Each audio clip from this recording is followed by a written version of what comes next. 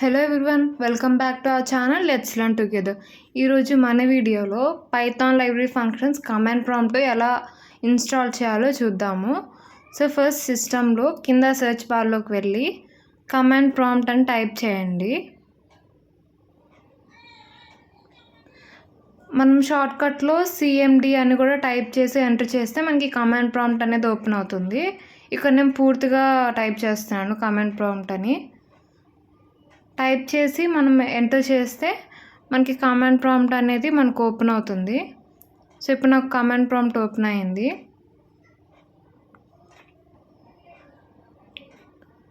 First అసలు మన సిస్టంలో లైబ్రరీ ఫంక్షన్స్ ఉన్నాయా లేదా తెలుసుకోవాలన్నా, ఒకవేళ ఇన్స్టాల్ చేసి అవి అప్డేట్లో ఉన్నాయా లేదా ఏంటి అసలు లైబ్రరీ ఫంక్షన్స్ గురించి తెలుసుకోవాలంటే ఫస్ట్ ఆ లైబ్రరీ ఫంక్షన్స్ ఏదైనా ఒకటి టైప్ చేసి చూడండి. ఇక్కడ నా సిస్టంలో లైబ్రరీ ఫంక్షన్స్ ఇంతకుముందు నేను ఇన్స్టాల్ చేస్తున్నాను. అది ఇంకా ఎగ్జిస్ట్లో ఉందా లేదా అని చూడడానికి నేను ఇక్కడ పాండాస్ అని టైప్ చేశాను. సో అది నాకు రికగ్నైజ్గా లేదు.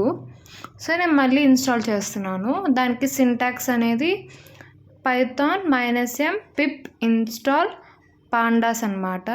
సో మనం పాండాస్ లైబ్రరీ ఫంక్షన్ ఇన్స్టాల్ చేస్తున్నాం కాబట్టి పాండాస్ అని టైప్ చేస్తున్నాము. ఒకవేళ వేరే లైబ్రరీ ఫంక్షన్ ఏదైనా చేస్తే మనం వేరేది ఎంటర్ చేయాలి. సో ఇక్కడ నాకు పాండాస్ సంబంధించింది ఇన్స్టాల్ అయిపోయింది.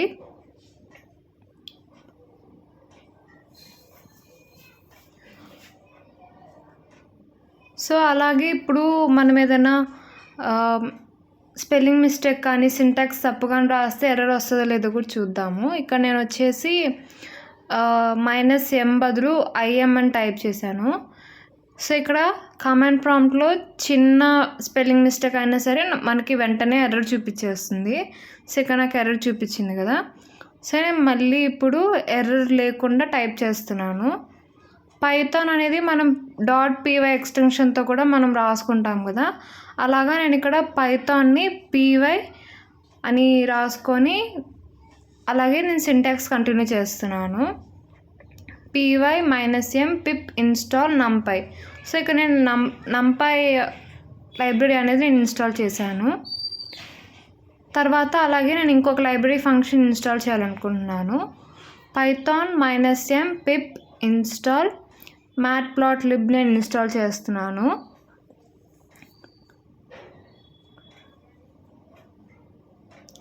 సో చూసారు కదా, మనకి వెంటనే matplotlib అనేది ఇన్స్టాల్ అయిపోయింది. సో నేను కొన్ని మెయిన్గా ఉన్న లైబ్రరీ ఫంక్షన్స్ అనేది ఇన్స్టాల్ చేస్తున్నాను. సో మీరు ఇంకా ఏమైనా ఇన్స్టాల్ చేయాలనుకున్న పైథాన్ లైబ్రరీ ఫంక్షన్స్ మీరు అవి కూడా ఇన్స్టాల్ చేసుకోవచ్చు. సో నేను అలాగే cbourne కూడా ఇన్స్టాల్ చేయాలనుకుంటున్నాను. సో నేను మళ్ళీ అదే సింటాక్స్ నేను cbourneతో రాస్తున్నాను. సో చూసారు కదా, నాకు వెంటనే cbourneది వచ్చేసింది.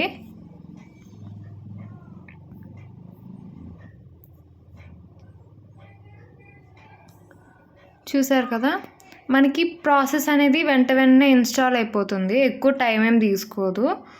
కొన్నిసార్లు మాత్రం కొన్ని ఇన్స్టాలేషన్స్కి ఒక 10 సెకండ్స్ 15 సెకండ్స్ తీసుకుంటుంది అంతే. సో నేను మళ్ళీ ఇంకొకటి కూడా ఇన్స్టాల్ చేసుకుంటున్నాను. Python -m pip install syspy కూడా ఇన్స్టాల్ అయిపోయింది మనకి. మీరు పైథాన్ బదులు py అనే ఇది కూడా పెట్టుకొని మీరు ఇన్స్టాల్ చేసుకోవచ్చు. సో అగైన్ నేను పైథాన్ -m pip install ఇంకొక లైబ్రరీ ఫంక్షన్ నేను డౌన్లోడ్ చేద్దాం అనుకుంటున్నాను.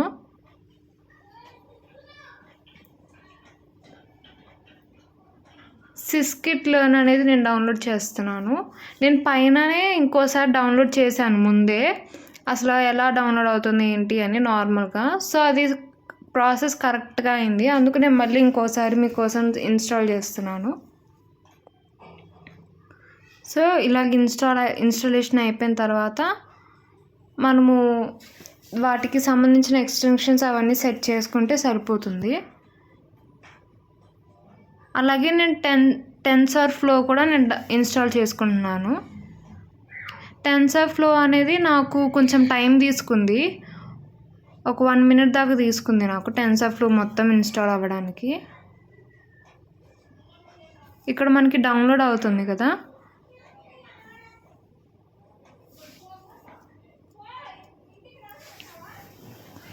సో అలాగా మనము ఈ పైథాన్ లైబ్రరీ ఫంక్షన్స్ అనేది మనం ఇన్స్టాల్ చేసుకోవచ్చు. ఇది వచ్చేసి కమాండ్ ప్రాంప్ట్లో ఇది ఎలా చేసుకున్నామో మనం VS కోడ్లో కానీ వాటిల్లో మనము నార్మల్గా వర్చువల్ ఎన్విరాన్మెంట్ క్రియేట్ చేసుకొని మనము చేసుకోవచ్చు అన్నమాట. అది కూడా నేను ఇంకొక వీడియో చేస్తాను, VS కోడ్లో మనము లైబ్రరీ ఫంక్షన్స్ ఎలా ఇన్స్టాల్ చేసుకోవాలి అని.